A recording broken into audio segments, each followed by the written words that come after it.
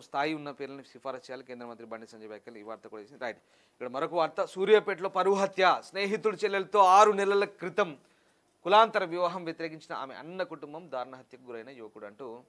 Right, ఒకసారి మనం చూపించండి. రైట్, ఇది సూర్యాపేటలో జరిగింది పరువు హత్య.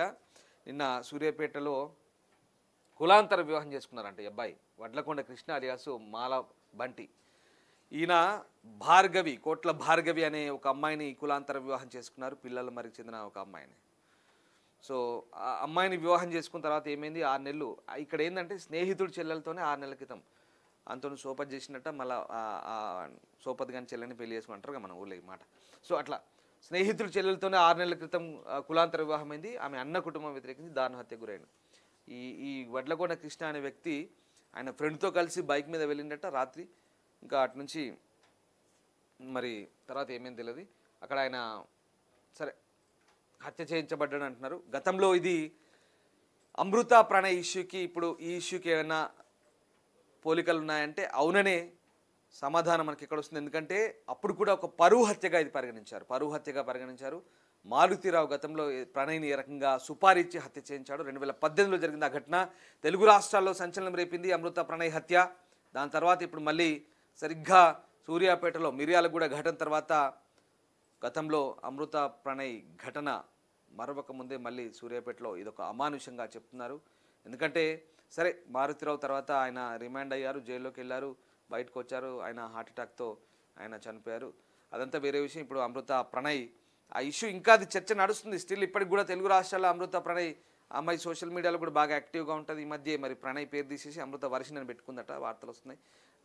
అది ఎంతవరకు నిజమో మనకు తెలియదు. సో చూడాలి, అమ్మాయి నన్ను ఫాలో అయితే అప్డేట్ మనకు తెలుస్తుంది. సో ఆ రకంగా ఇంకా చర్చ నడుస్తుంది. అదంతా నడుస్తున్న సందర్భంలోనే మళ్ళీ ఇప్పుడు అలాంటి హత్య సేమ్ మళ్ళీ సూర్యాపేటలో జరిగింది.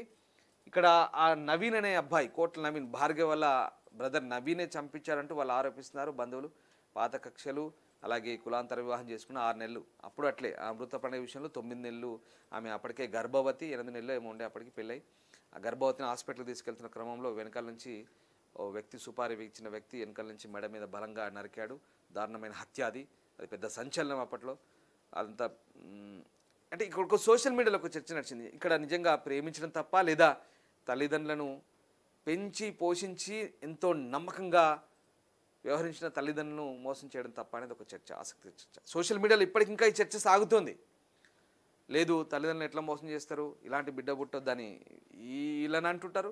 లేదు ప్రేమించడం తప్ప, ప్రేమిస్తే ఇక చంపేయడమేనా, నచ్చినోని పెళ్లి చేసుకొని ఉంటే స్వేచ్ఛగా ఉండడం తప్ప, తల్లిదండ్రులు పెంచి పోషించి కన్న బిడ్డల్ని చంపుకోవడానికైనా ఇట్లాంటి పనులు చేసేది, ఇంత క్రూరత్వం అంటే ఈ చర్చ.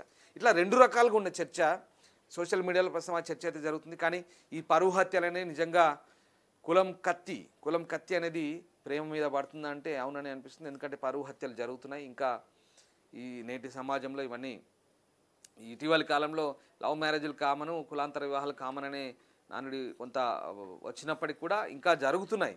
కొంతమంది ప్రిస్టేజియస్గా తీసుకుంటున్నారు, ప్రాణాల మీదకి వస్తుంది. అక్కడ ఆయన హత్య జరిగింది జనగామ రోడ్డు, ఇక్కడ మూసీ కెనాల్ దగ్గర అక్కడ ఏదో పడేశారంట చంపేసి. సో దానికి కారకులు తమ తల్లిదండ్రులే అంటూ భార్గవి స్వయంగా ఆమె కూడా ఆరోపిస్తున్నట్టుగా తెలుస్తుంది.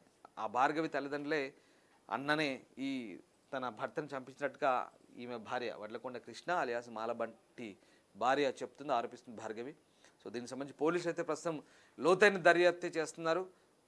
చెప్తున్నాను కదా, గతంలో జరిగిన మిర్యాలగూడ ఘటన, ఇప్పుడు మళ్ళీ సూర్యాపేట ఘటన దాదాపుగా ఒకే పోలికలున్న ఘటనగా పరువు హత్యగా పరిగణిస్తున్నారు. సో పోలీసులు అయితే ప్రాథమికంగా నవీన్ అనే వ్యక్తి ఈ హత్య కారణమని నిర్ధారించినట్టుగా తెలుస్తుంది, భార్గవి సోదరుడు.